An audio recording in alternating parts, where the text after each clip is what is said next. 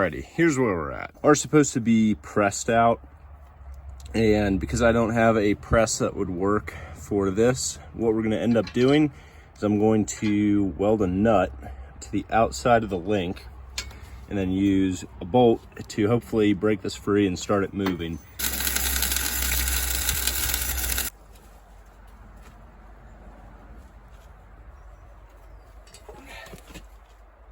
I'm hoping that now, because we got this thing moving, I can get it by hand. Oh yeah. Oh wow. Okay. Sweet.